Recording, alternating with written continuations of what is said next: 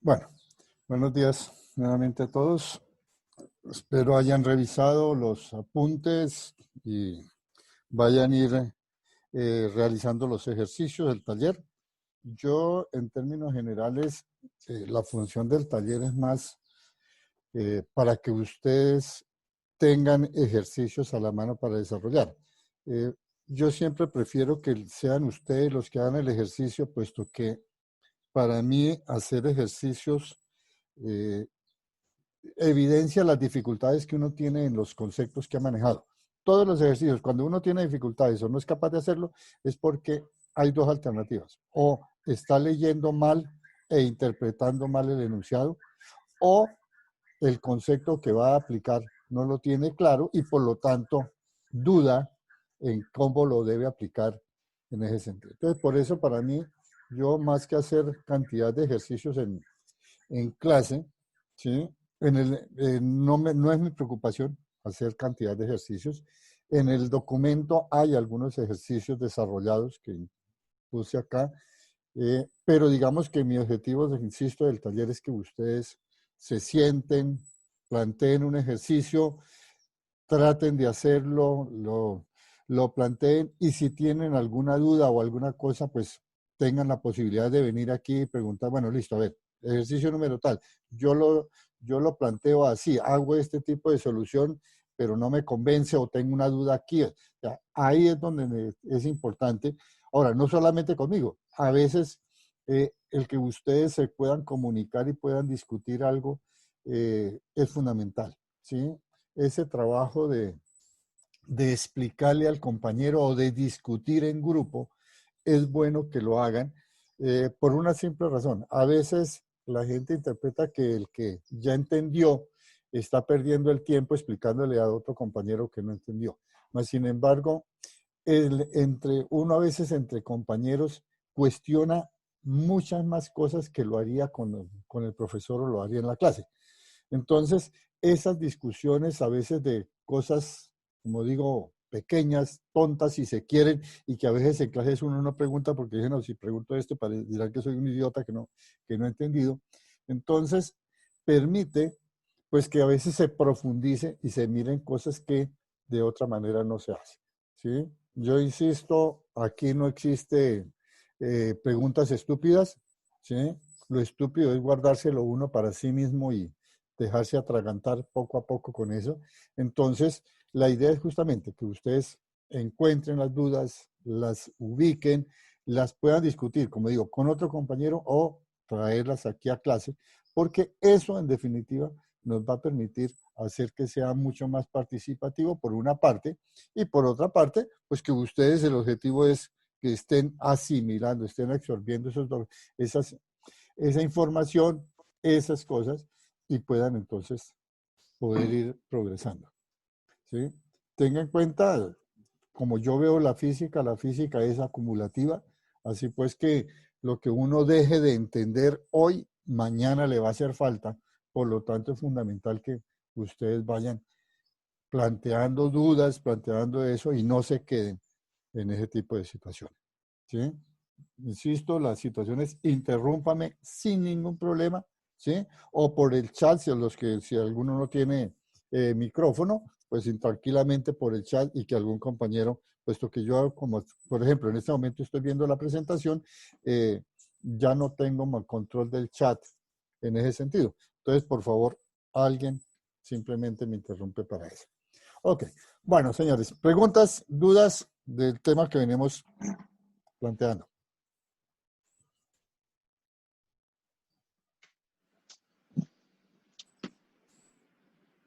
No hay nada, bueno.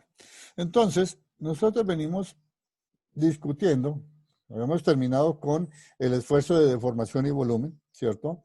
En el que dijimos simplemente, podemos pensar que es un cuerpo, en este caso dijimos un cubo, pues que se estaba introduciendo dentro de un fluido, por ejemplo, debajo de agua, en el cual entonces obviamente cuando uno mete cualquier cuerpo dentro de un líquido, pues sabemos que hay un incremento de presión al interior del líquido, ¿sí? Y entonces eso generará pues una variación del volumen del cuerpo, teniendo que comprimirlo, es decir, el volumen final es menor que el volumen inicial, ¿sí? Y definimos entonces la deformación unitaria, que ya sabemos por qué tenemos que plantear esa deformación unitaria de esa manera para hacerla independiente del volumen inicial. Entonces, y aplicamos la ley de Hooke para encontrar entonces o definir lo que se denomina el módulo de volumen y su inverso, que es el módulo de compresibilidad isotérmica, ¿sí? Entonces, tenemos ahí y veíamos dos tablas que nos daban, digamos, esos dos módulos, y como digo, hay tablas prácticamente para cada material, hay tablas completas de este tipo de constantes que se dan, ¿sí? Bueno, entonces ahora discutamos lo que es el esfuerzo de deformación y por lo tanto es el esfuerzo de corte o de cizalladura, ¿sí? Para eso entonces vamos a partir nuevamente con, pensemos que tengo un cuerpo y por facilidad de análisis, vamos a suponer que tengo un cubo y ese cubo tiene una arista que tiene h, de su medida de la arista es h. O sea que el volumen del cubo pues sería h al cubo en ese caso. Y vamos a suponer que este cubo está pegado en su cara inferior a la superficie que lo estaría soportando acá, ¿sí? ¿Eso con qué fin? Con el fin simplemente de que el cubo no se vaya a trasladar. Entonces, pues peguémoslo, en este caso, al soporte. Y teniendo esa situación, entonces, apliquemos una fuerza en la cara superior, por ejemplo, hacia la derecha. Es decir, esta fuerza F que estoy mostrando aquí es una fuerza que estoy dibujando, pero que realmente se está ejerciendo sobre toda esta cara, ¿sí? Entonces, no es una fuerza aplicada sobre un punto, sino aplicada sobre toda la cara. Por ejemplo, ¿cómo hacerlo?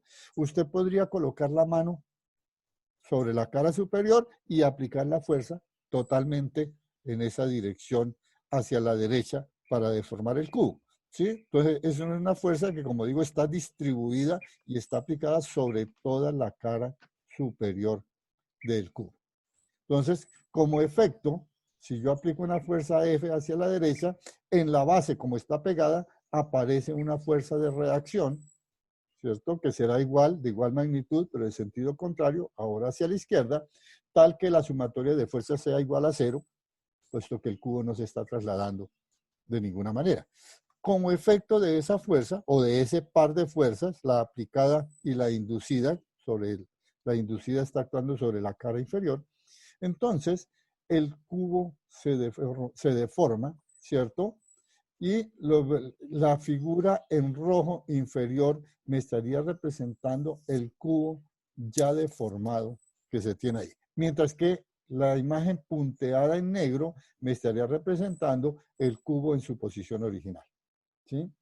En esas condiciones, entonces, nosotros hablamos de el esfuerzo de corte, o esfuerzo de cizalladura, o esfuerzo tangencial, cualquiera son nombres, son totalmente equivalentes, que de acuerdo definimos como la componente de la fuerza paralela al área sobre la cual se está aplicando. Es decir, que el esfuerzo de corte en este caso sería la fuerza F dividida por el área de la cara superior del cubo, ¿sí? Entonces, ese sería nuestro esfuerzo de corte. La deformación unitaria. ¿Cómo se define en este caso la deformación unitaria? Entonces, la deformación unitaria la podemos definir en función del ángulo que se forma aquí en el cuerpo, en la figura que tengo en la parte inferior deformado, este ángulo phi, que estoy llamando, que es el ángulo que se forma entre la vertical y el lado deformado del cuerpo, ¿cierto? Este ángulo phi. Y entonces puedo definir la deformación unitaria como X, donde X es esta que llamaríamos el desplazamiento de la cara superior, ¿cierto? Este sería X, ¿sí? Y H, pues que es esta medida que sabemos es la arista del cubo. Entonces, de esa forma definimos la deformación unitaria como X sobre H, obviamente una cantidad adimensional, ¿sí? O Si aplicamos trigonometría, pues eso es la tangente de phi, de acuerdo a la definición de la tangente. Y puesto que normalmente el desplazamiento X es muy pequeño comparado con la longitud del cubo, ¿cierto? Entonces, pues este ángulo phi sería muy pequeño y podemos utilizar esa aproximación que me dice que siempre y cuando nosotros tengamos el ángulo medido en el sistema radial, en el sistema natural, la tangente de phi, cuando phi es un ángulo pequeño, pues es aproximadamente igual a phi como tal, ¿sí? Entonces, esta sería la deformación unitaria para el caso de cizalladura, ¿sí?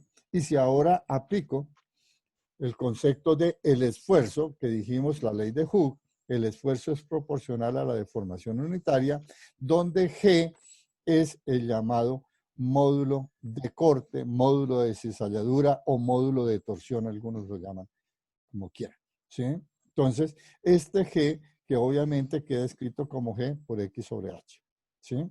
Entonces, este es el módulo de cizalladura y dése cuenta que simplemente es esfuerzo proporcional a la deformación, cumplimiento de la ley de Hooke, ¿sí? Y el módulo se da por la constante de proporcionalidad que está ahí.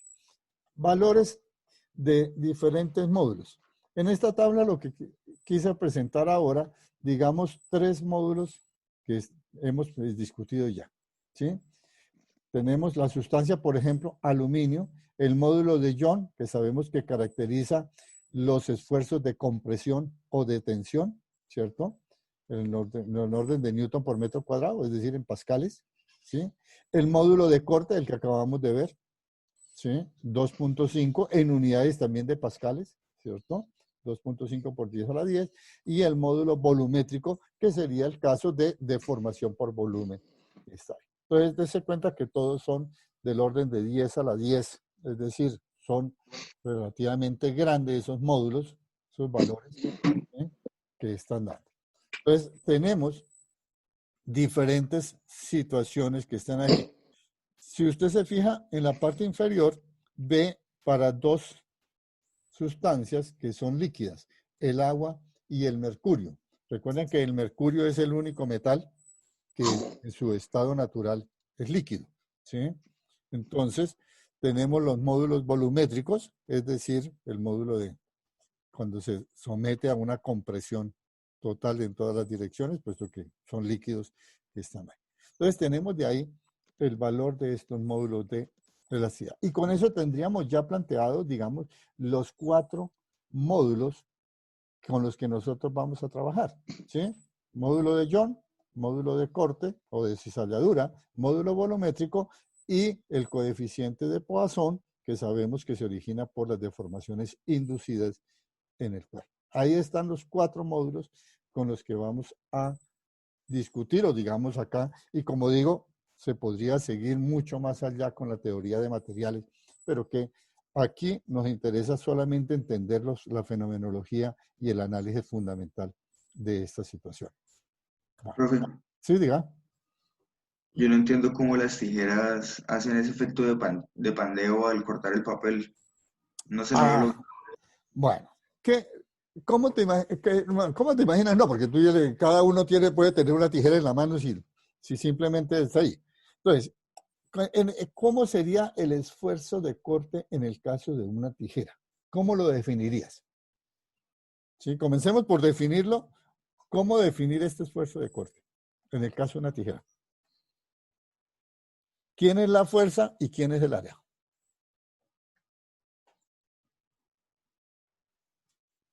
La fuerza es paralela a la dirección de corte, ¿no? Claro.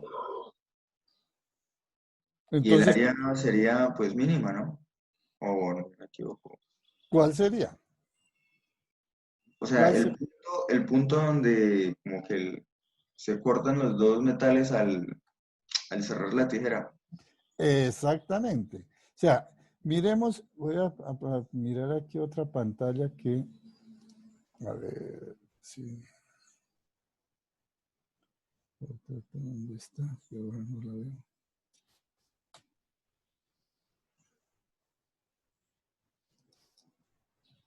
A ver, no, es esta.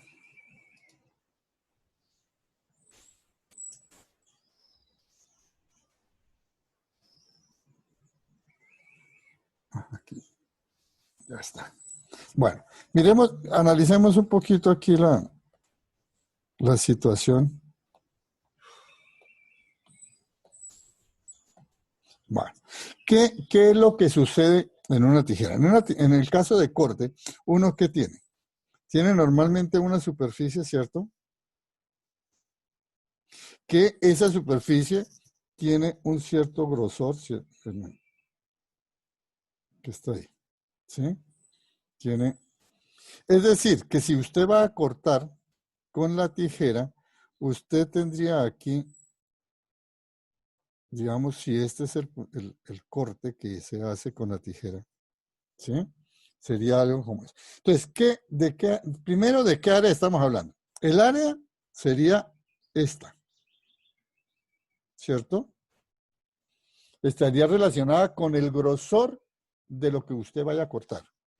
Y la fuerza es la fuerza que usted aplicaría cuando pone la tijera, ¿cierto? Que baja de aquí.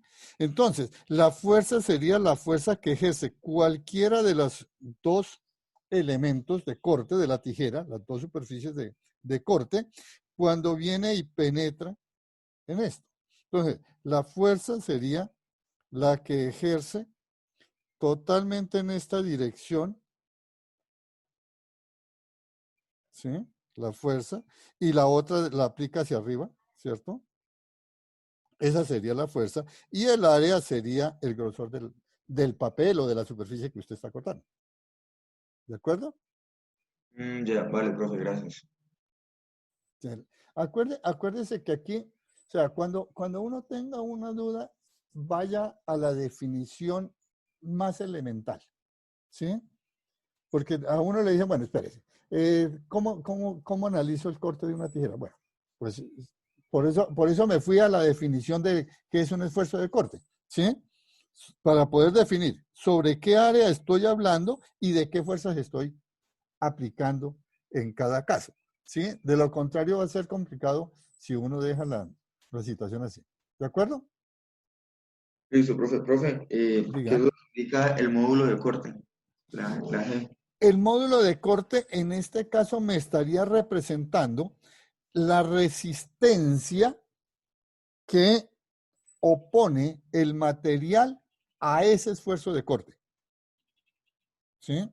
Es decir, póngalo en ese sentido. Si yo podría trabajar acá, sería el módulo de corte G, sería entonces, estaría relacionado con la resistencia que opone el material a que se le aplique la fuerza y en este caso lo corte. ¿Sí? Hay otra forma de verlo también. Aquí lo hicimos con cizalladura. Hay otro módulo, hay otra forma de deformar los cuerpos que es el de torsión. El de torsión sería equivalente a una situación en la cual, por ejemplo, uno tenga una barra.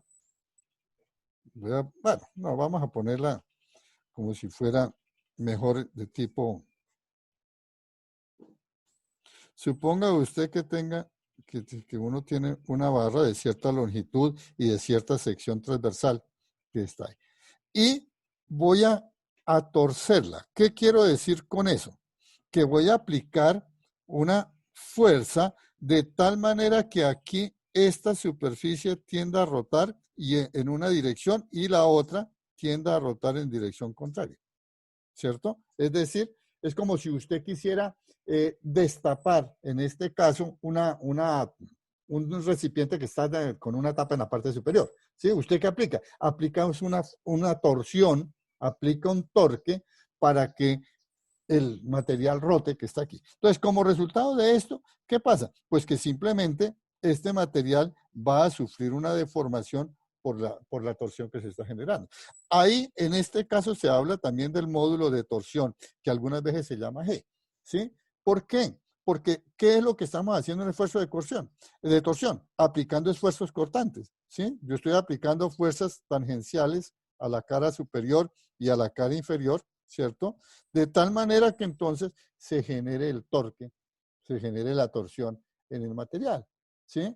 Entonces, te das cuenta que esfuerzos cortantes, no solamente ese de la cizalladura de, como tal en la tijera, ¿sí? O en la cizalla, sino que podrían relacionarse también con los esfuerzos de torsión, ¿sí?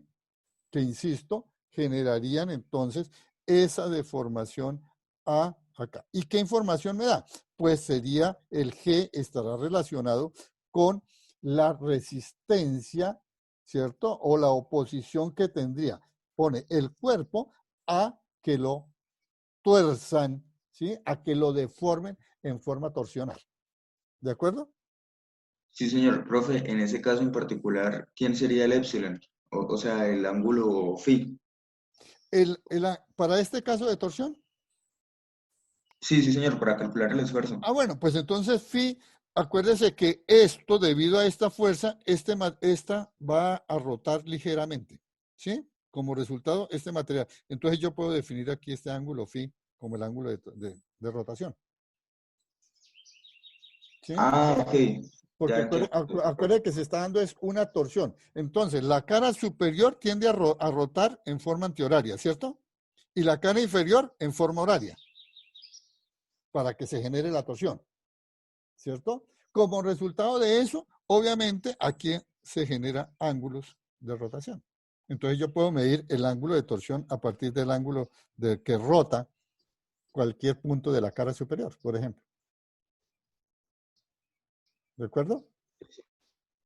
Sí, señor. Todo muy claro, gracias. Ok. ¿Alguna otra pregunta? Por ahora no, profe, gracias. Bueno.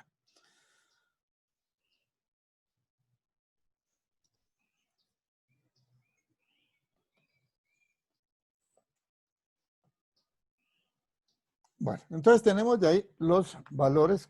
No digo esa tabla, pues nos da para 3 valores. O la siguiente, la otra tabla, que nos da, ¿sí? Digamos, aquí ya tengo, nuevamente está el módulo de elasticidad, este es el módulo de Yohn, el módulo de rigidez, ¿sí? Que sería el G, la razón o el coeficiente de Poisson, peso específico, gamma, ¿qué significa peso específico de acuerdo a las unidades? Que entre otras están en un sistema inglés, libras por pulgada cuadrada, perdón, pulgada cúbica. ¿Cómo lo interpretaríamos nosotros? ¿Densidad? El inverso de la densidad, Ah, sí, perdón, perdón. ¿sí? Que sería masa por unidad entonces, ese es el peso. La densidad, aquí está en megagramos por metro cúbico. Y la gravedad específica. ¿Qué es la gravedad específica? Que es un nombre, entre otras, se le dice gravedad específica, pero no es gravedad. No es nada de gravedad. ¿Sí? Esa tiene que ver es con la densidad específica. ¿Sí? La densidad específica se define como la densidad del cuerpo, del material, en este caso, por ejemplo, aleación de aluminio, dividida por la densidad del agua. ¿Sí? Entonces, para ponerla en función de un número más pequeño, entonces por eso se habla. Entonces, gravedad específica es la misma densidad específica que se define como la densidad del cuerpo y por eso es adimensional, ¿sí? Porque es una relación de dos densidades, entonces es adimensional. Entonces, cuidado con eso porque, como digo, son simplemente valores. Bueno, ahora, ¿cómo están relacionadas esas 4 módulos que hemos discutido? ¿Sí? Entonces, estas 3 ecuaciones me dicen cómo están relacionados los diferentes módulos. El módulo de volumen, de formación de volumen relacionado con el módulo de Yohn y el de Poisson, el módulo de torsión con el módulo de Yohn y el coeficiente de Poisson, y el tercero que me relaciona los 3 módulos correspondientes, Yohn, torsión y el módulo de volumen. ¿Sí? Entonces, obviamente, hacer esta tercera, si uno ya tiene estas 2 demostraciones, pues hacer la tercera es un problema de álgebra. ¿Sí? Simplemente eliminar entre estas 2 el módulo del coeficiente de Poisson y listo, se encuentra la tercera. Entonces, Vamos a plantear para la primera sistema, la primera relación. Entonces, yo voy a discutir aquí ahora la primera ecuación, cómo se relacionan en esta ecuación, y ustedes, por favor, buscan cómo plantear la segunda relación, ¿sí? Entonces, me interesa que ustedes busquen, se puede buscar por internet, perfectamente usted busca las relaciones entre diferentes módulos y aparecen cantidades de demostraciones en relación a esto. Lo que me interesa es que ustedes busquen, ¿sí? La lean y traten de mirar cuál es el modelo, cómo construyen el modelo para ellos poder explicar esa relación, ¿sí? ¿Eso por qué? Porque me interesa que ustedes se vayan familiarizando con leer física, una cosa física, y comenzar a interpretarla y pelear uno con el autor, que lo que hace uno es precisamente eso, ¿sí? Discutir con el libro, con el papel, para ver qué es lo que está haciendo y cómo y por qué lo hace, ¿sí? Entonces, en ese sentido. Entonces, hago la primera demostración, ¿sí? Que está ahí. Entonces, para hacer esa primera demostración, vamos a partir de considerar una barra sólida, ¿sí?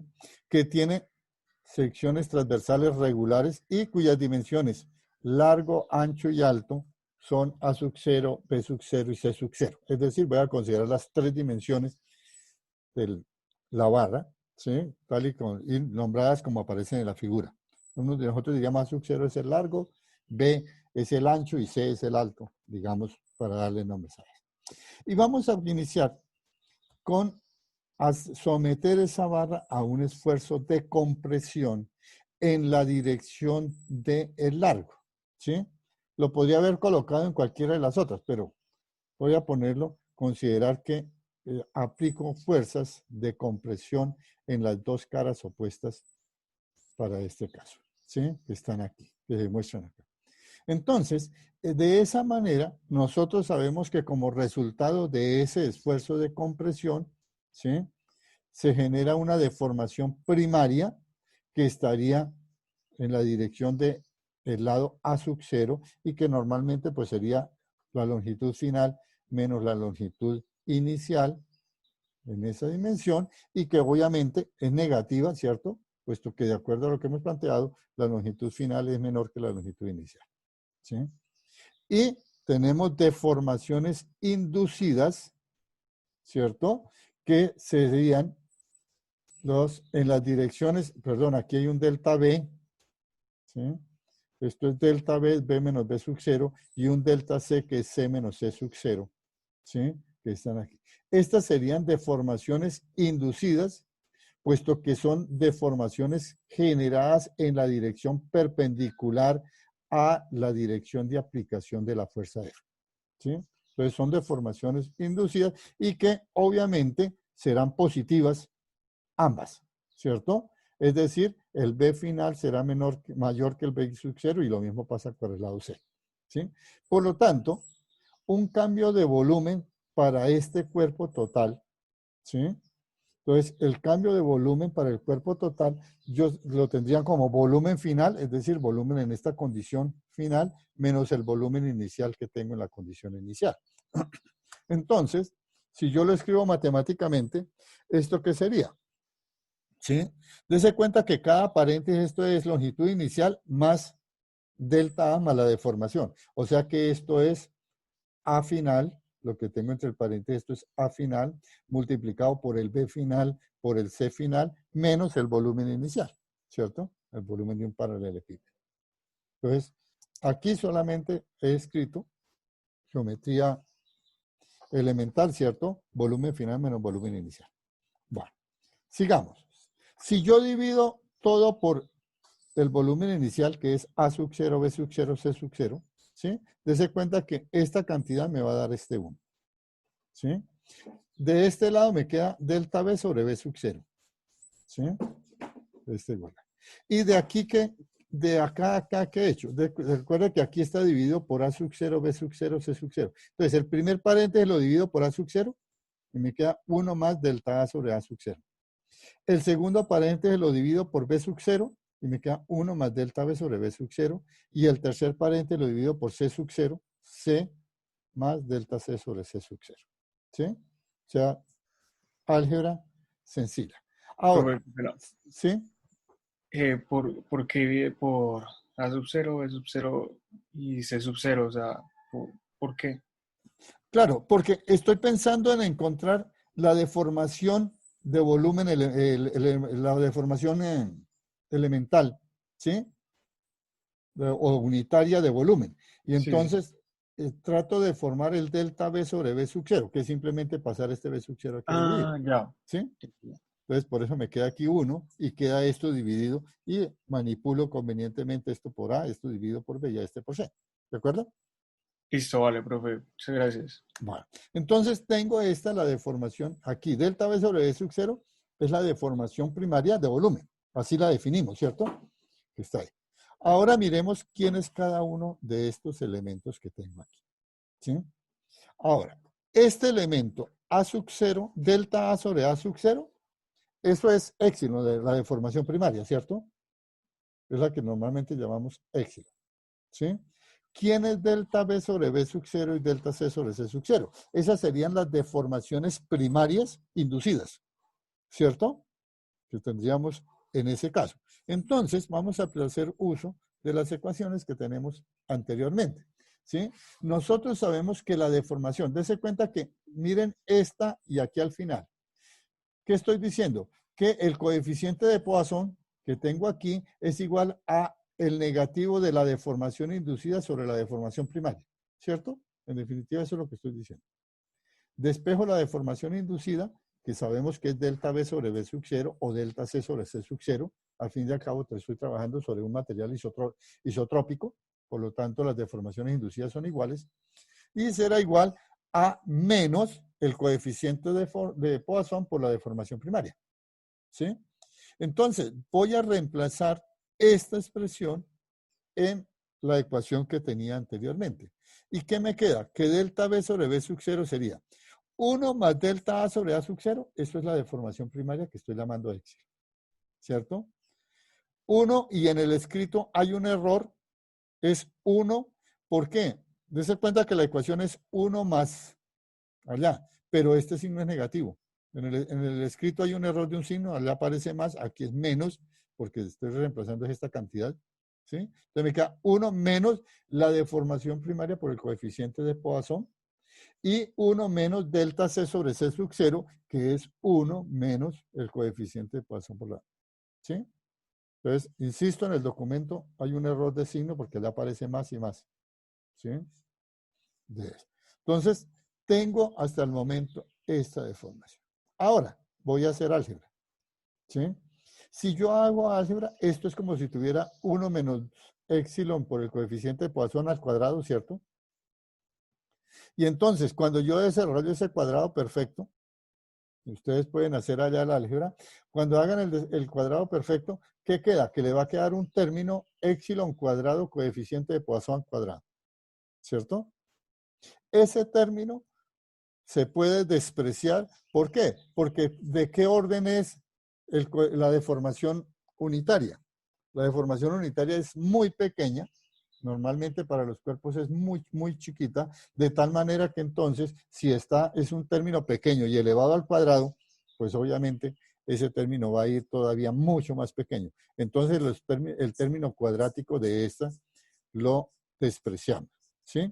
Y luego hacemos el producto que nos está quedando para reducir esa expresión, ¿sí? Eliminamos, aquí estoy colocando los términos cuadrático y cúbico, puesto que x no es muy pequeña, y entonces lo podemos reducir esta expresión con estas aproximaciones a una expresión del tipo delta b sobre sub 0 igual a epsilon factor de 1 menos 2 veces el coeficiente de Poisson. ¿De acuerdo? Pueden, si quieren hacerlo en papel, como digo, el álgebra elemental de ahí y no hay ningún inconveniente, ¿sí? Aplicando esa situación de eliminar términos cuadráticos en éxito, ¿sí? Entonces, quedó esta expresión. ¿Esta expresión qué me dice? Y ahí es donde tenemos que plantear. Esta deformación me dice que una compresión, que fue lo que hicimos, ¿cierto?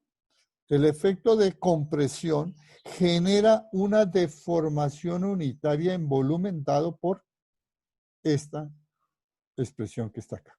¿De acuerdo? Entonces, solo un esfuerzo de compresión me genera esta deformación unitaria en volumen. Entonces, voy a usar esta que estoy planteando para el siguiente análisis, ¿sí? Entonces, dejamos ahí. Ahora suponga que toma la barra, ¿sí?, que teníamos inicialmente, y esa barra la va a sumergir dentro de un fluido. Es decir, la profundiza. ¿Por qué? Porque quiero causar ahora una deformación de volumen, ¿sí? Entonces, si yo quiero causar una deformación de volumen, lo que hago es tomo la barra y la meto en un sitio donde haya incrementado la presión, ¿cierto? Se haya originado un delta P de eso, y como resultado del incremento de presión, pues la barra está sometido a una deformación de volumen, ¿sí? Y entonces, ¿qué sucede en este caso? A ver, lo que sucede acá, permítame, voy a salir de esta pantalla para irme a esta acá, ¿sí? ¿Qué es lo que estoy planteando? Mire, lo que estoy planteando es que yo tenía inicialmente esta barra y puse un esfuerzo de compresión. Como resultado de esto, generé una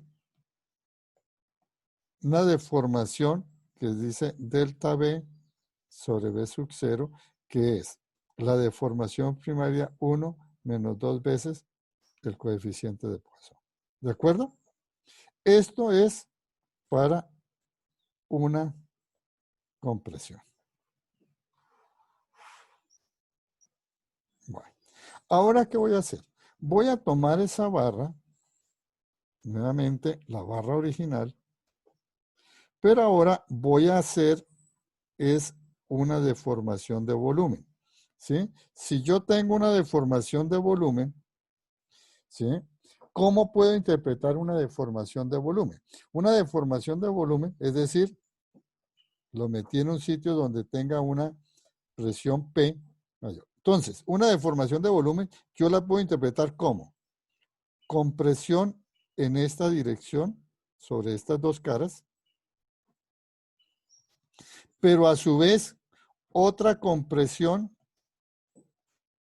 sobre la cara superior y la cara inferior, y otra compresión, ¿sí?, para esta cara y la cara de atrás que estaría allá. Es decir, que una deformación de volumen, yo la puedo decir que es igual a 3 compresiones, ¿cierto? Una para cada par de caras que hay. Como el cuerpo tiene 6 caras en total, pues es como si yo hiciera 3 compresiones simultáneamente. ¿De acuerdo? Bastante, profesor. Bueno, entonces estamos suponiendo ese modelo, ¿sí? Una deformación de volumen lo reduzco a 3 compresiones que están allá. Entonces, de esa manera, ¿sí?, yo puedo plantear lo que tengo acá, ¿sí? Entonces, el delta B, en esa condición, el delta B sobre B sub 0 será 3 veces la deformación causada por una de las compresiones que se están ahí, de acuerdo a lo que discutimos anteriormente. Entonces, tengo de ahí. Ahora comienzo a analizar qué es lo que está pasando con esa situación. Por definición, el coeficiente de formación en volumen, B, es menos B sub 0 delta P sobre delta B. Esa es la definición que tenemos allá, que la puedo escribir, paso este B sub 0 a dividir al denominador para colocarlo aquí, ¿sí? O sea que lo puedo, vamos a ver cómo paso de esta expresión a esta, ¿sí? Vamos despacio. Delta B sobre B sub 0, el denominador. Delta B sobre B sub 0, pues es lo que tengo aquí. Queda aquí. El delta P sigue y el signo negativo está acá. ¿De acuerdo?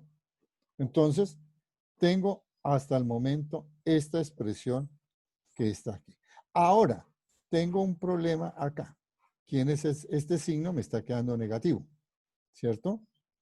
Entonces, vamos a analizar quién es delta P y quién es el signo negativo, ¿cierto? ¿Quién es delta P? El esfuerzo aplicado es un incremento de presión, ¿cierto? Porque el cuerpo, lo que dice. Es decir, que el esfuerzo es delta P, ¿sí? 1. 2. Sabemos que el módulo de Young se puede colocar como esfuerzo sobre deformación primaria. O esfuerzo es igual al módulo de Young por deformación primaria, ¿sí? O sea que el módulo de Young es esfuerzo sobre deformación primaria, pero el esfuerzo es delta P, es delta P, y la deformación primaria sigue acá, ¿sí? O sea que yo puedo reemplazar delta P por Y por X. Pero vamos despacio. Mire lo que está pasando. Para una deformación, para una compresión, perdón, ¿sí? Cuando es una compresión, la deformación primaria es negativa, ¿cierto? Puesto que el cuerpo se acortó. Por lo tanto, menos épsilon es positivo, ¿sí? Si épsilon es negativo, el negativo del negativo es positivo. Y por ello, entonces yo puedo cambiar de signo en esta expresión. ¿A qué expresión me refiero?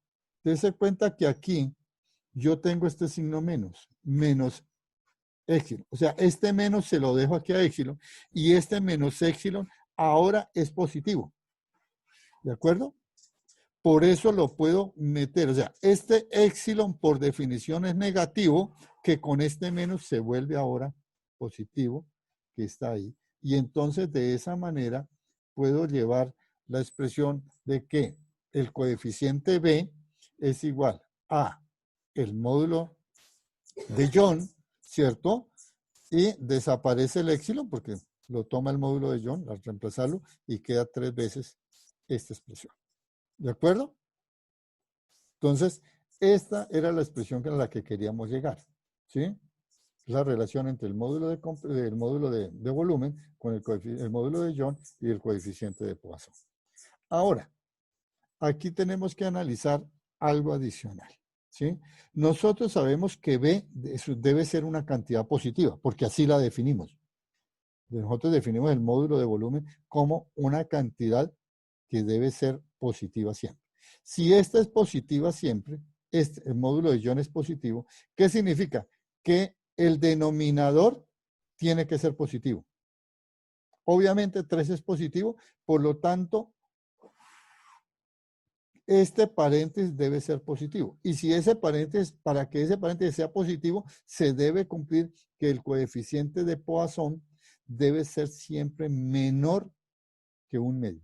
Ni siquiera puede ser igual a un medio, puesto que si el coeficiente de Poisson fuese igual a un medio, el módulo de volumen estaría totalmente indefinido, porque sería infinito, ¿sí?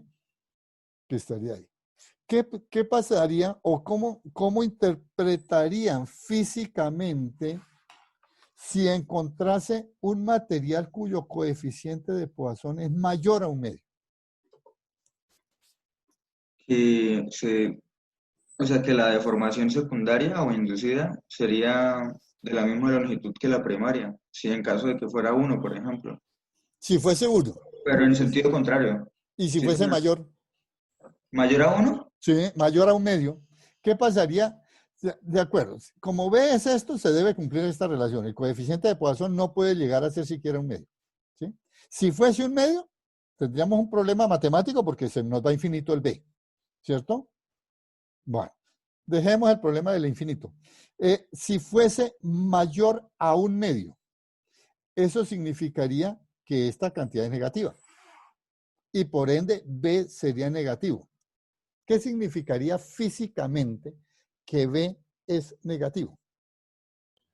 Que al hacerle la compresión, su volumen, pues, se hiciera más grande. Ajá, Físicamente eso es lo que significaría. Que uno somete el cuerpo a una compresión y en lugar del cuerpo reducir el volumen, estaría aumentándose. Bueno, sería interesante que eso sucediera, ¿sí? Pero hasta el momento no hay ningún material que cumpla esa condición, ¿sí? Entonces, el interés, dése cuenta que el que cierto, el coeficiente de Poisson tome este valor, tiene implicaciones físicas. Y a nosotros nos interesa es qué pasa físicamente, qué sucede con el material si eso se diera, ¿sí?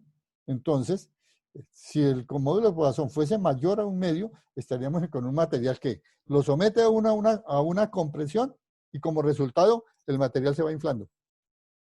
Interesante que se diera, pero todavía no hay ningún material que cumpla con esa condición como tal, ¿sí? Entonces, ahí tenemos entonces la primera demostración de esa relación entre el módulo de volumen, Young y Poisson. Entonces tenemos de eso. Como digo, ustedes miran la segunda relación, puesto que llegar a la tercera es elemental, que está ahí. Entonces busca por favor esa. Y hoy es martes, para el martes próximo, para que no sea en un día lo que tengan que buscar, para el martes próximo quiero que ustedes me digan, bueno, o si quieren envíenmela por correo. Miren, encontré esta, pero quiero que ustedes la lean y traten de entender de qué se trata esa situación. ¿De acuerdo? Pues eso es compromiso para que ustedes busquen que están ahí. Bueno, ¿cómo se miden en un experimento estos parámetros o estas constantes? Esta, por ejemplo, es una versión relativamente moderna de lo que se denomina como máquina universal de ensayos, ¿sí? Esta máquina universal, ¿qué consiste básicamente? Consiste de 2 mordazas que están acá, ¿sí? Una mordaza es fija, esta mordaza es fija, ¿sí? Y esta va a estar moviéndose en la dirección ascendente o descendente, dependiendo de lo que uno quiera, ¿cierto? Mediante un sistema de motor que genera la fuerza en esta dirección. Y entonces la probeta, que es lo que llamamos el material, que es de experimentación, va a ser colocado amarrado, sujetado por las 2 mordazas. Y si yo quiero tensión, pues simplemente aplico la fuerza en esta dirección. Y si quiero compresión, se la aplico descendentemente. Entonces es una máquina, por eso se llama máquina de ensayos. Y además, si quiero torsión, pues simplemente lo que hago es que giro esta y esta queda quieta, de tal manera que genera el efecto de torsión. Entonces, por eso se llama máquina universal, la hay en diferentes versiones que se tienen de ahí. Por ejemplo, si yo quiero un ensayo de tensión, obviamente uno diría, pues depende de cada probeta. Entonces, digamos que ya hay unas medidas estándares que deben tener las probetas. A esto se le denomina probetas de ensayos, ¿sí? Entonces, son probetas que deben ser ya que tienen una cierta longitud, que tienen una región, que es la región de trabajo, es esta región, ¿sí? Que está más delgada. Esta es la región, a veces normalmente son del orden de unos 5 centímetros o unos 10 centímetros aquí de esta región. Acá estos elementos, ¿para qué sirven? Esto porque la mordaza viene y toma a la probeta de acá y la otra la toma de acá. Entonces, esto se introduce de tal manera que aquí, esto sirve para tener a la mordaza acá y la otra mordaza acá. Y en este caso, estas son probetas para tensión. Hay unas medidas muy específicas de la relación entre el largo de la probeta y el área o sección transversal. No es arbitrario ese tamaño. Precisamente para tener, son estándares. Entonces, eso se conoce como las normas STM, ¿sí? Entonces, que son estándares, STM es Standard Technology Measurements, es decir, tecnología, son estándares para medidas de deformación o en general de pruebas de fuerza que se tienen. Entonces, esto es para el caso de una tensión. La probeta para compresión es una probeta un poco más gruesa y normalmente tiene alrededor de unos 5 centímetros de largo por unos 2.5 de diámetro que está ahí. Y entonces esa se coloca acá y ahora sería en compresión. Entonces, esos son ensayos, como digo, que se hacen típicos en esta máquina que se da. ¿Y qué pasa entonces si yo hago todo el proceso? Es decir, suponga que voy a hacer un ensayo de tensión. Entonces, meto la probeta aquí y lo que voy a hacer es comenzar a aplicar en forma controlada. Aquí este registro me da la fuerza que estoy aplicando y como conozco la sección transversal, pues conozco el esfuerzo, ¿sí? Y entonces voy a llevarla hasta que haya ruptura, ¿sí? Cuando uno hace eso y grafica los esfuerzos y la deformación, es decir, en el eje Y estoy graficando esfuerzos, esto debiera tener unidades de pascales, ¿cierto? Y en el eje X estoy graficando deformación unitaria o a veces se pone como porcentaje, en porcentaje, o sea, lo multiplica por 100 para ponerlo en porcentaje. Entonces, ¿qué pasa? Instante inicial, esfuerzo aplicado 0, deformación 0.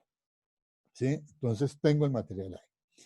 Comienzo a aplicar la fuerza, es decir, el material comienza a deformarse y hay una primera región donde la deformación y el esfuerzo son lineales, que es la gráfica que está en rojo, hasta el punto A. Entonces, del sitio O a el punto A es lo que se denomina región lineal elástica.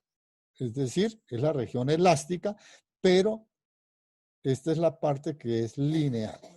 Entre A y un punto por acá, no es B, un punto intermedio entre A y B, hay lo que se conoce ya como el límite elástico. Es decir, que el rango elástico tiene dos partes, ¿sí?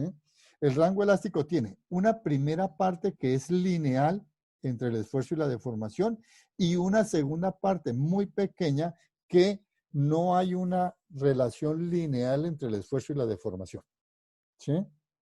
Entonces, ¿qué es lo que llamamos el límite elasticidad? ¿Sí?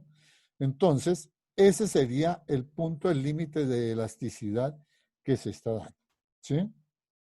Si yo suspendo la fuerza o el esfuerzo en este rango, entonces, como estamos dentro del rango de elasticidad, el cuerpo recuperaría su forma al 100% y no genera deformación, ¿sí? Si yo sigo aumentando la fuerza, entonces ya me estoy pasando al rango plástico. De aquí en adelante, del límite de elasticidad hacia adelante, sería el rango plástico totalmente. ¿Qué sucede en ese rango plástico? Que hay un esfuerzo, ¿cierto? Sigo aumentando el esfuerzo y sigue el cuerpo deformado. Pero a partir de ese momento está lo que se conoce como el punto de fluencia o esfuerzo de fluencia. ¿Qué quiere decir eso?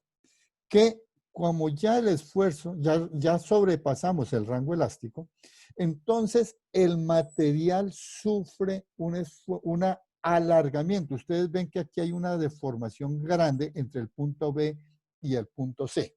¿Sí?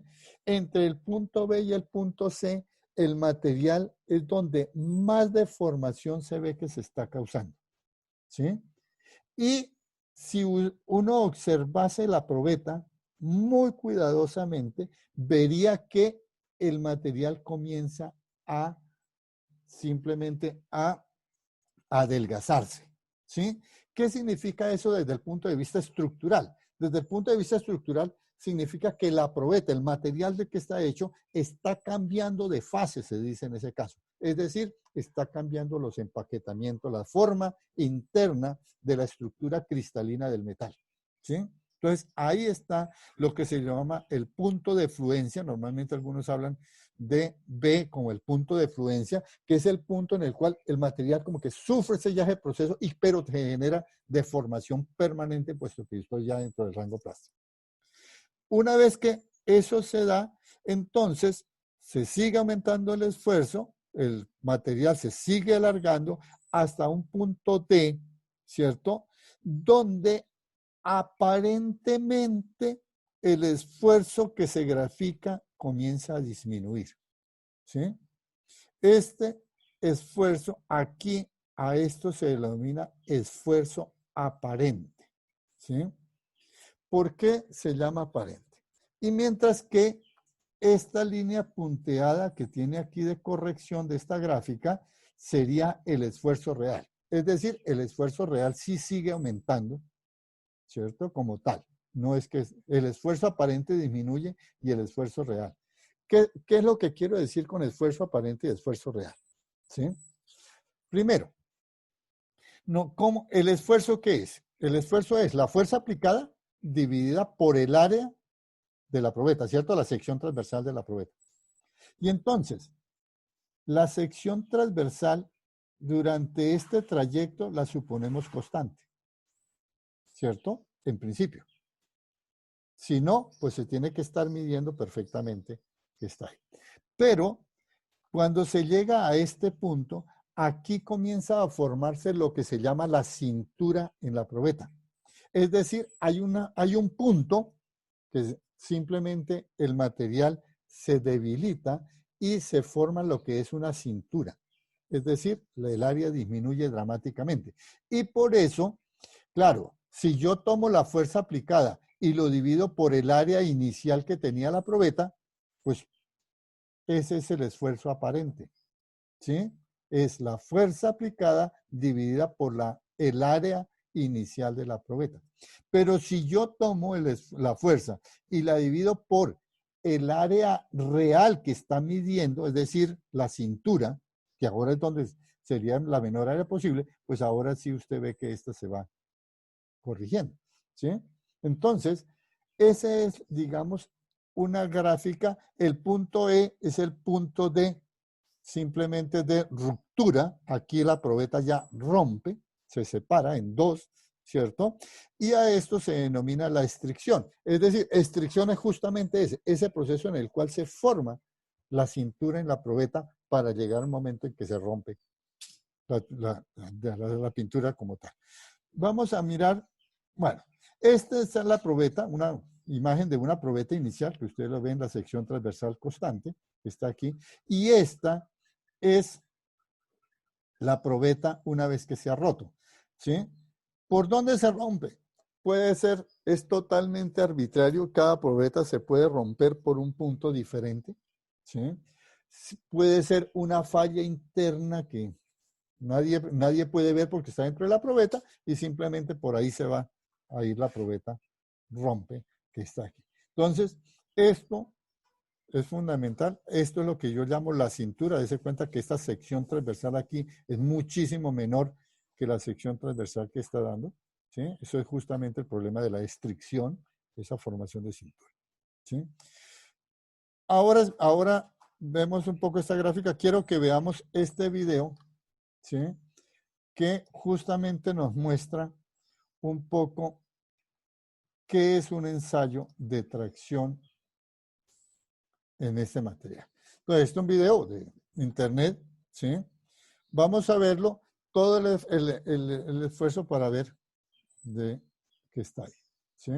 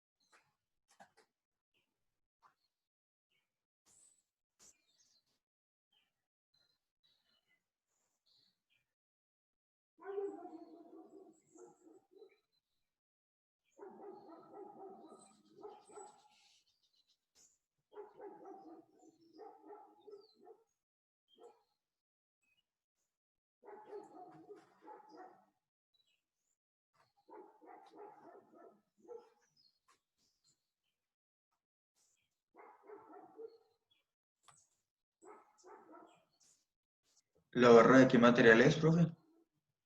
Es un acero,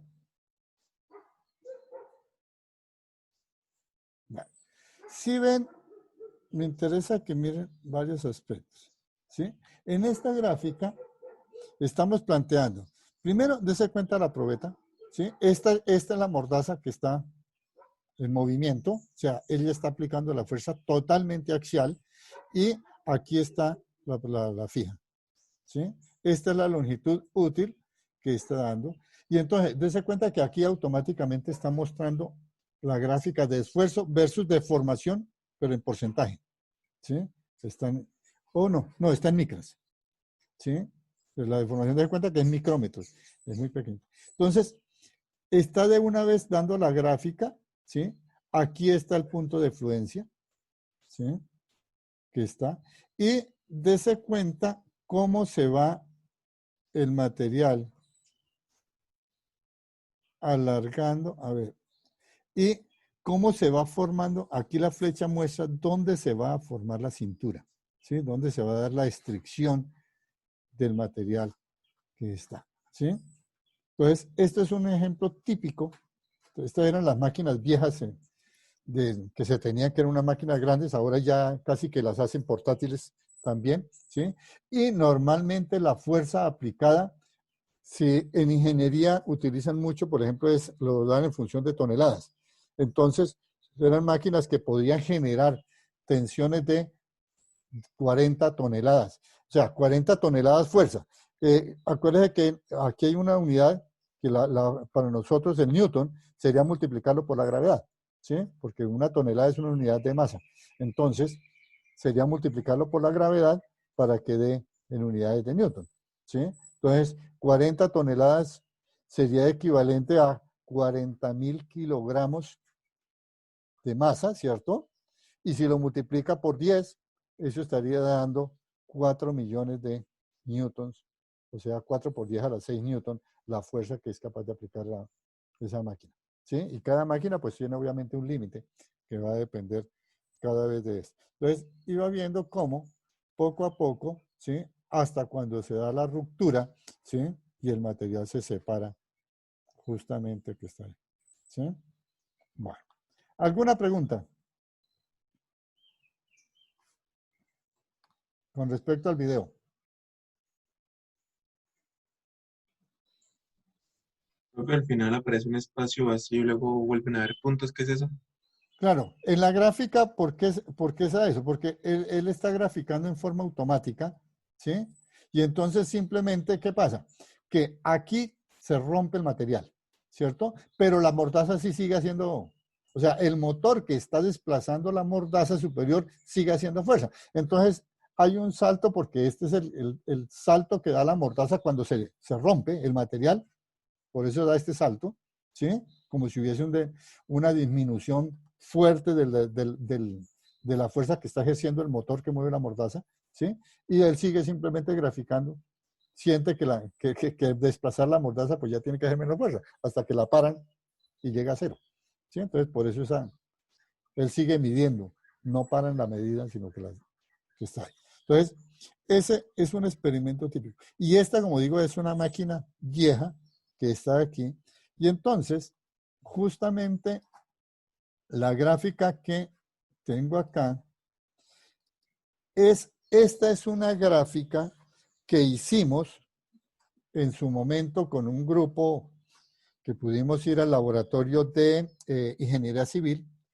Compramos las probetas, nosotros mismos compramos las probetas y obviamente pues el técnico nos dejaron ir a mirar cómo romper las probetas en un ensayo. Hicimos un ensayo de tensión y uno de compresión.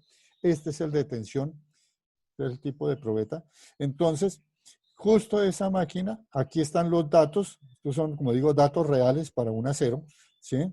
Y esta es la gráfica. Aquí estamos graficando los puntos, ¿cierto? De esfuerzo. Entonces, en este caso la máquina, ella no es computarizada, teníamos que tener a un estudiante leyendo cuánta fuerza estaba aplicando, ¿sí? Y el otro midiendo qué deformación se estaba causando y otro copiando los datos porque no estaba sistematizado. Entonces, y obtuvimos esto. Pues cada punto es un punto experimental, ¿sí? Y la línea, pues es la línea de tendencia que se da ahí, ¿sí? Que ustedes ven, va bastante bien en la dirección de la gráfica que se estaba dando. Ahora, ¿qué hicimos? Si yo tomo estos datos correspondientes a la región lineal, ¿sí? Tomo estos datos aquí y hago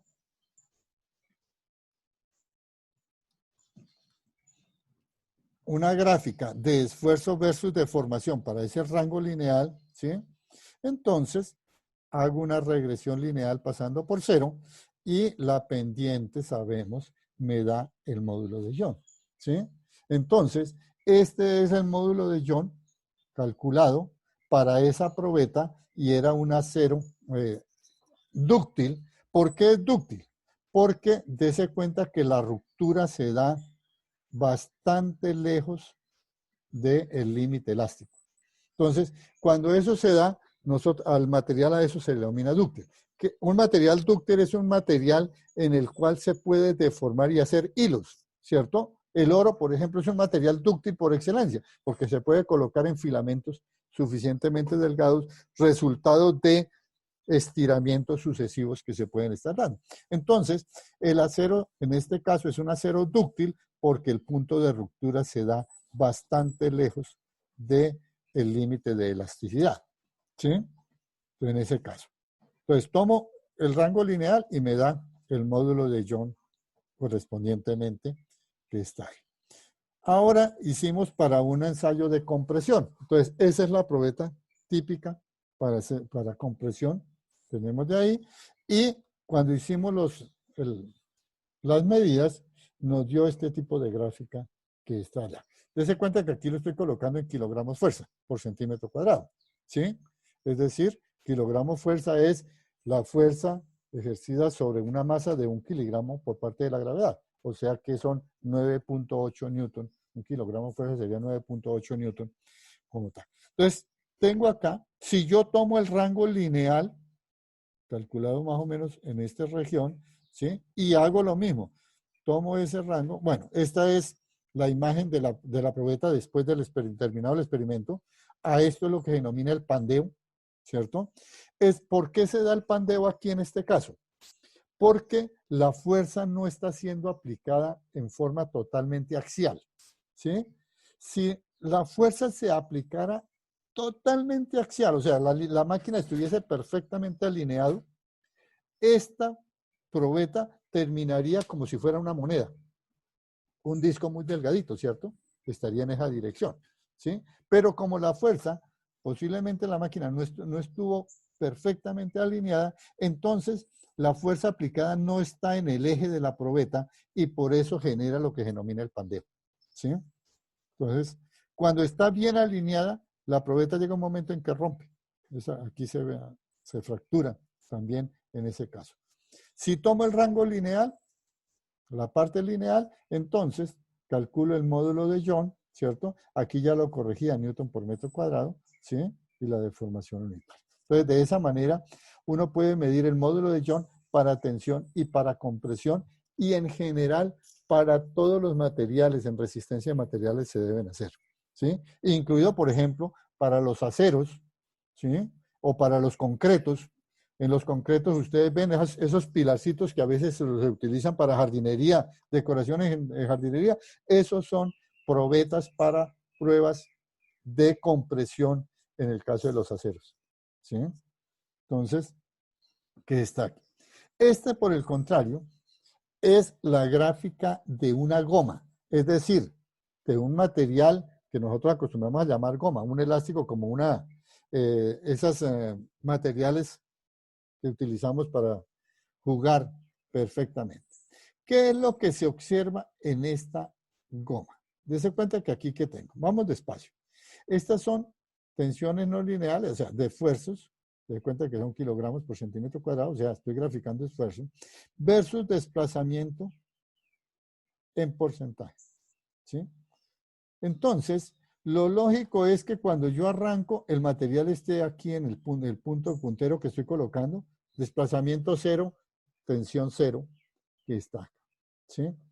¿Cómo se interpreta esa gráfica poco a poco? Pues yo parto del punto rojo que tengo en esa posición 0, 0, ¿sí? comienzo a deformar la goma. O sea, piensen en esos cauchitos que se utilizan para, que uno acostumbra a jugar y para amarrar cosas. Entonces, está sin deformar. Comiencen a aplicar una tensión, es decir, estírenla. Entonces, cuando se estira, el material comienza a recorrer una gráfica de este estilo. Aumenta la deformación, aumenta la tensión, sigo deformando y sigue esta línea que estoy siguiendo con el puntero, ¿sí? Llega a un máximo que obviamente ahí a veces ese porcentaje puede ser suficientemente grande. No sigo porque si sigo la voy a reventar y la idea no es llevarla a que se rompa la goma. Entonces, comienzo ahora a disminuir la fuerza o el esfuerzo, ¿sí? Y como resultado, la goma comienza a recuperar su forma, ¿cierto? Pero ahora no lo hace por el mismo camino, sino que lo hace por otro camino, ¿cierto? Que está aquí. Y dése cuenta que aquí ya no pasa por 0, 0. ¿Qué quiere decir eso? Que el esfuerzo llegó a 0, el eje Y, ¿cierto? Pero la goma ya tiene una deformación permanente. ¿Sí? Si ahora la sigo deformando, pero ahora diríamos para el otro lado, bueno, para otro lado no, pues vuelve y deforma, ¿cierto? Entonces lo miro como un desplazamiento negativo porque conviene para efecto gráfico, hace esto aquí, va a un máximo y vuelve y regresa, que está aquí, pero nuevamente, cuando regresa a esfuerzo 0, la deformación ahora que está aquí, vuelve y si sigo aplicando ese ciclo n veces, se viene dando, se va acortando, ¿sí? Que está aquí, va acá y sigue ese proceso cada vez con una diagrama menor que está ahí. Entonces, ¿qué llama esa situación? Primero, la goma no es elástico, no es, ponle cuidado, que nosotros decimos eso es un elástico. No, la goma no es elástica. La goma es plástica esencialmente. Si fuera elástica, tendría que regresar por su propio camino. Por el mismo camino de ida sería el mismo camino de regreso. No es cierto. La goma es un plástico lo que está ahí. Y esta gráfica que tiene aquí es lo que se llama, y normalmente histéresis. Histéresis viene de historia. ¿Sí? Es decir, usted cuando deformó la goma, hizo un trabajo, ¿cierto? Decimos que eso se va como energía potencial hacia la goma, generada por la deformación de la goma, pero cuando la regresa, el material no recupera totalmente su forma y entonces genera un área. Esta área del ciclo de histéresis, llamamos nosotros a eso, está relacionada con la energía total disipada por la goma. ¿Sí? ¿Y qué pasa? Que ese material dése cuenta que no libera toda su energía y entonces lentamente se va a ir deformando cada vez diferente, hasta que llega un momento en que la goma pierde esa característica típica inicial, ¿sí? Y se deteriora la goma, ¿sí? Entonces, este es el comportamiento típico de las gomas, es decir, de los cauchos en general, que no son elásticos, ellos son gomas justamente. Entonces, el tipo de gráficas que obtendríamos si hiciéramos esto para acá, ¿sí? Entonces, esto es típico, como digo, ¿dónde se utilizan estas gomas? En muchos sitios. Por ejemplo, ustedes han visto un puente y han oído que los puentes se deterioran, ¿cierto? Es más, ustedes han visto que en lo que se llama la cabecera del puente, que es la parte, digamos, se fue la luz. Se fue la luz.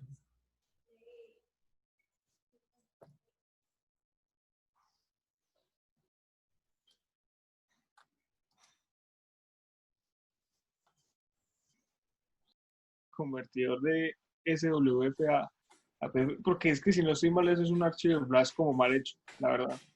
Sí, hay convertidores en internet. Bueno, qué pena, señores, con ustedes.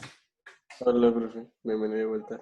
Se fue la luz aquí en mi conjunto, por lo tanto, en un momento dado quedé hablando solo. Eh, bueno, estamos, permítame, Estábamos viendo la imagen de la pelotica, el elástico. entonces, a ver dónde está, aquí. Entonces, volvamos. Estaba hablando de la cabecera de algo cuando se le cortó.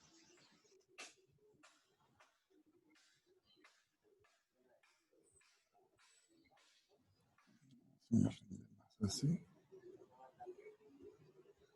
Bueno, listo, en esta gráfica. Bueno, entonces, estábamos analizando, digamos, en el sentido de que una goma o un caucho no regresa por el camino de la fase de recuperación, diríamos, no corresponde o no coincide con la fase de deformación. Por eso hay dos caminos, uno de ida, uno de regreso, y genera lo que se conoce como el ciclo de histéresis para ese material. Y decíamos, el área dentro del ciclo de histéresis estará relacionado con la energía disipada en el caucho. Entonces la pregunta lógica es, ¿cómo interpretar eso de energía disipada? ¿Qué significa o qué sentido se le puede dar a ese concepto de energía disipada? ¿Sí? Entonces, miremos, analicemos qué se quiere decir con eso. ¿Sí? Suponga usted que fuese un material elástico, ¿cierto? ¿Qué sucede desde el punto de vista de la energía en un material elástico cuando yo lo deformo y vuelvo y lo dejo recuperar? Energéticamente, ¿qué ha pasado en ese proceso? La goma se calienta un poco, ¿no? Y pues libera energía cinética de movimiento. Exactamente. Entonces, hay dos cosas que se están dando. En el caso elástico, lo que nosotros hemos dicho en el caso elástico es que el trabajo que yo hice para deformarlo, después el material cuando recupera lo devuelve, ¿cierto? Al 100%. Y por lo tanto el material no se queda con energía. O sea, no hay pérdida de energía en el caso elástico, ¿cierto? Pero como el caucho o las gomas no se comportan de esa manera, entonces yo hice un trabajo para deformarlo, pero cuando él recuperó, devolvió menos energía y parte de la energía se quedó dentro del material. ¿Cómo se libera esa energía del material? Lo hace en dos formas. Bueno, qué pena van a oír martillazos y demás, pero que mi vecino está construyendo, así pues que esa es una de las razones para poder iniciar clase lo más temprano para evitar que nos torturen.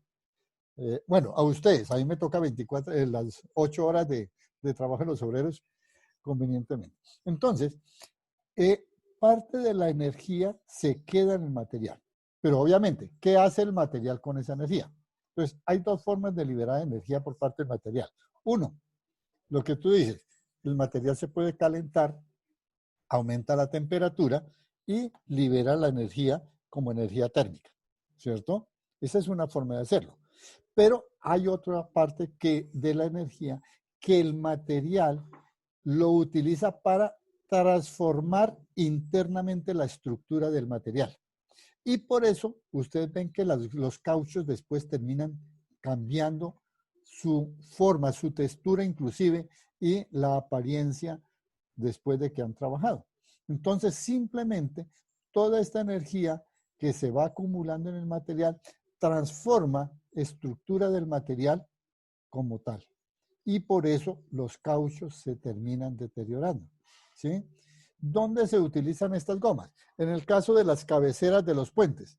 Las cabeceras de los puentes, se cuenta que el puente hay una parte que está soportada por columnas, ¿cierto? Y en la parte donde se une al terreno propiamente, digamos a la tierra firme, como tal, son las cabeceras. En esa parte descansan los materiales, digamos, ya sobre la tierra firme. Pero la tierra firme a veces es un material muy duro, tiene un coeficiente de elasticidad muy bajo y entonces pues se prefiere no poner las vigas directamente sobre la cabecera del puente. Y en muchas nuevas técnicas se está utilizando de colocar gomas, caucho, es decir, bloques de caucho que soporten esas gomas. ¿Con qué fin? Con el fin de que el puente, cuando pasa un vehículo muy pesado y lo deforma, parte de la energía sea absorbida por esa goma y no se transfiera directamente a la cabecera, porque puede comenzar a debilitarse la cabecera del puente y el puente se cae más rápido.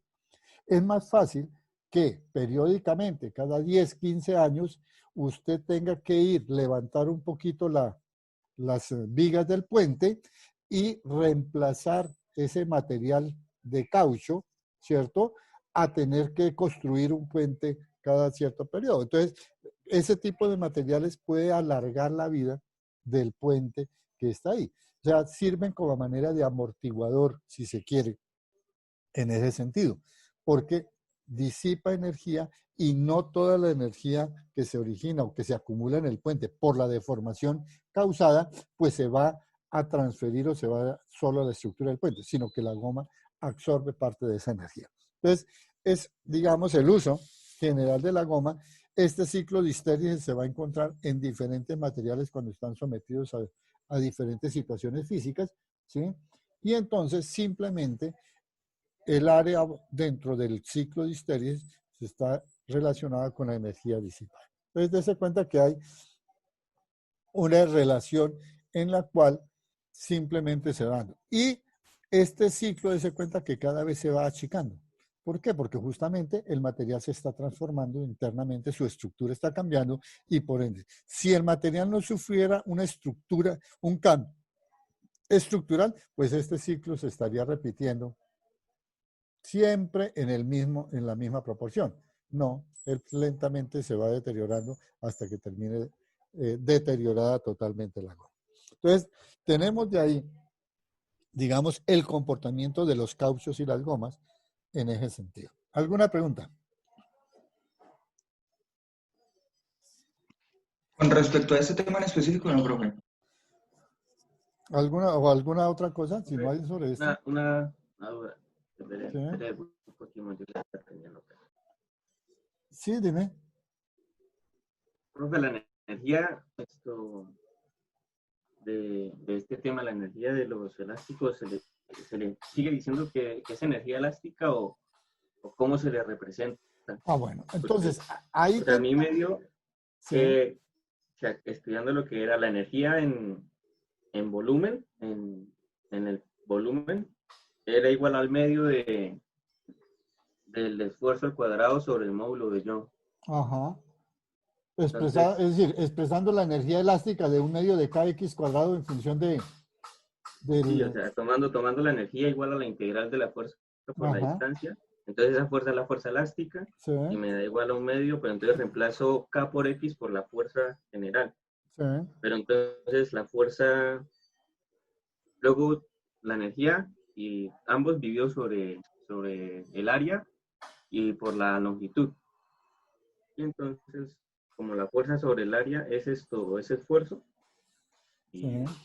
y X sobre la longitud es deformación, entonces pues tengo deformación, la deformación se puede expresar como el esfuerzo sobre yo, pues al final me dio eso. Entonces, pues pero o sea, me da esa energía sobre volumen. Ajá. Le Entonces da quería saber, o sea, energía por unidad de volumen. sí, exacto. Claro, Si usted lo porque en este caso, o sea, normalmente se cuenta que cuando uno trabaja el concepto de energía, en el caso lineal, ¿cierto? De un resorte, que es, digamos, uno piensa sobre una dirección nomás. Entonces, por eso se da como un medio de kx cuadrado, ¿sí? Si usted lo toma ahora volumétricamente, hace una deformación de volumen, pues obviamente lo que está diciendo es energía invertida o gastada, o sea, energía que el agente externo invierte y transfiere por unidad de volumen deformado en el cuerpo. Sería la forma de interpretarlo. ¿Sí? En el caso lineal sería energía que usted realizó para deformar linealmente, por eso es un medio de kx cuadrado nomás, y en el caso del otro es energía para por unidad de volumen que usted genere de formación. ¿Sí? Y hay una energía así como estrictamente general para esto, o se puede sacar de No, esa no. misma En forma. este caso, si tú utilizas la ley de Hooke, como la estás utilizando, estás hablando de energía elástica, la que nosotros normalmente llamamos como energía elástica. ¿Sí? Porque es ley de Hooke. Y la ley de Hooke es válida dentro del rango elástico. Por lo tanto, para mí eso es una energía elástica, lo que estaríamos ahí. ¿De acuerdo? Pero puede sacarse otra. Claro que sí. O sea, de hecho, digamos, ustedes, digamos, a estas alturas, normalmente ustedes, ¿qué tipos de energía se han encontrado? La cinética, ¿cierto? Que sería la energía asociada al movimiento.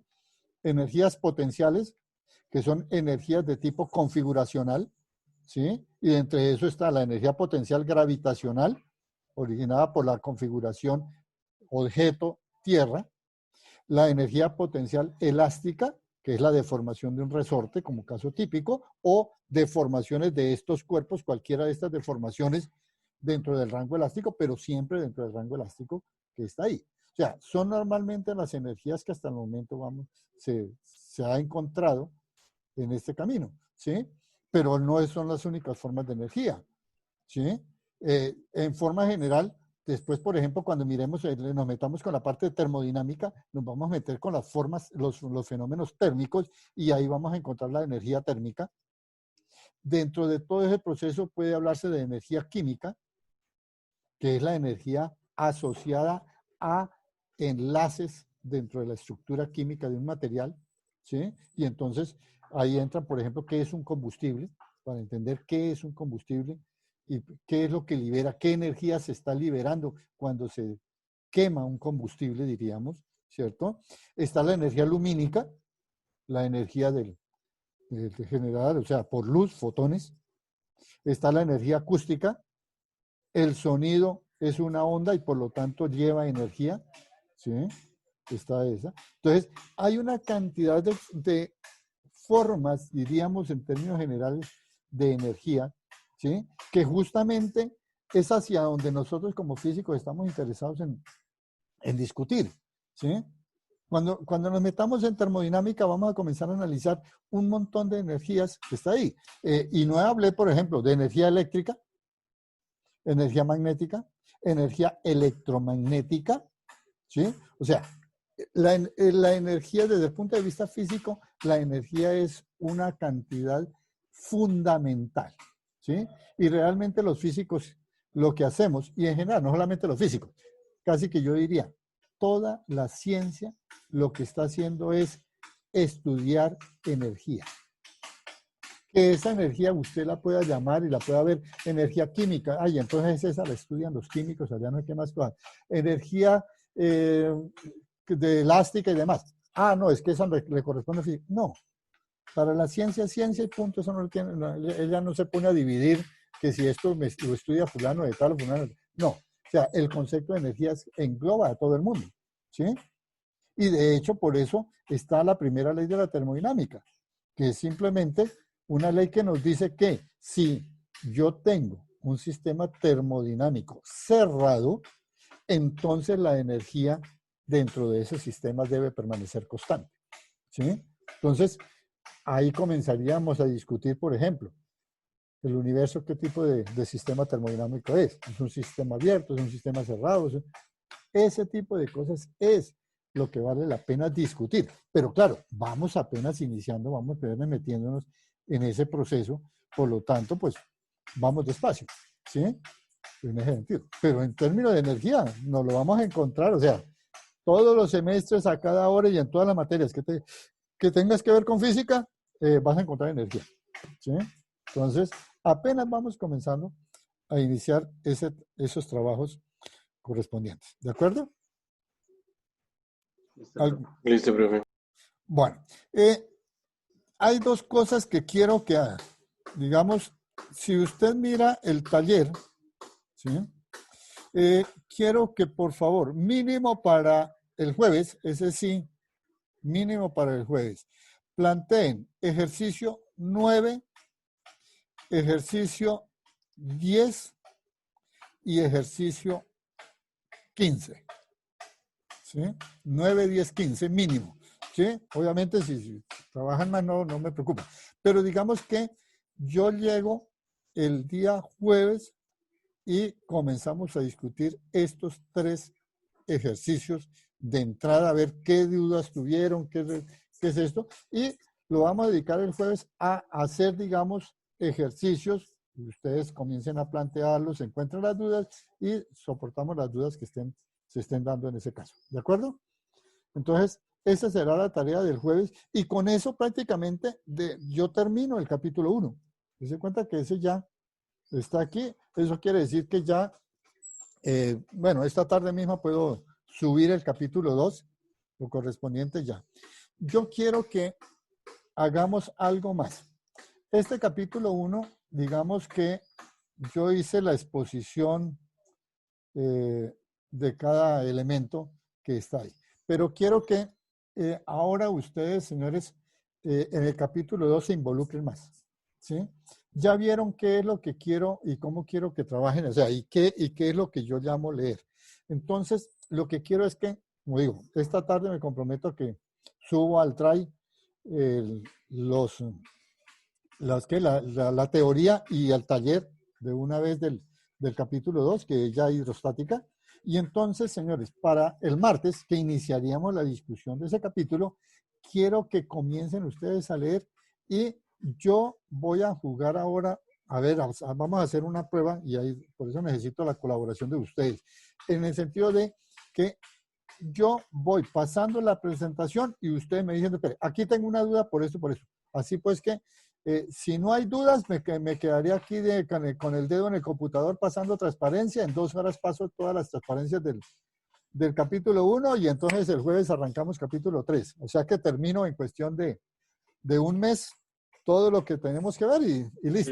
El capítulo 2 ¿Ah? ¿Perdón? y el capítulo. El capítulo 2. Esta tarde ya debe estar en la carpeta Drive. Todos tienen acceso ya a la Listo. carpeta Drive. ¿De acuerdo? Sí. Entonces, esta tarde revisen la carpeta que allá está. Debe estar ya el La capítulo 2. próxima clase es dialogar sobre los ejercicios planteados. Exacto. El jueves próximo discutamos si tienen dudas, los ejercicios que están ahí. Podemos discutir lo que quieran ahí. Por lo tanto, traigan todas las preguntas que quieran del capítulo 1. ¿De acuerdo? Y el jueves y el martes de la siguiente semana, pues iniciamos ya el capítulo 2. Pero como digo, bajo esa modalidad, que quiero que ustedes lean y traten de entender, entiendan las cosas y podemos discutir qué es lo que se plantea en cada caso. ¿De acuerdo? Entonces, la idea es que ustedes el martes tengan micrófonos abiertos y ya podamos entonces estar en una discusión un poco más abierta con base al documento que ustedes ya tienen en la mano esta tarde. ¿Listo, señores? Profe, Dime. desde su correo le envié un simulador de tensiones que creo que valdría la pena revisar. Ah, ok, perfecto. Sí, aquí me llegó. Listo. Yo lo reviso y cualquier cosa, si quiere, lo discutimos el jueves. ¿De acuerdo? Listo, gracias. Ok. Bueno, señores, entonces, feliz resto de día, que les rinda y nos vemos el jueves temprano. Espero que no nos moleste la luz, como hoy. Sí, porque Entonces, qué martirio. sí, es que de pronto se me fue la luz aquí y listo, ni modo de decir qué pena, ¿sí? Entonces, bueno, entonces, señores, felicidades y nos Profe, vemos nos el vemos la jueves. próxima clase. ¿Verdad? Chao. Vale, profe, hasta luego. Bueno, hasta luego. Luego. Listo, profe. Chao. Bueno, chao.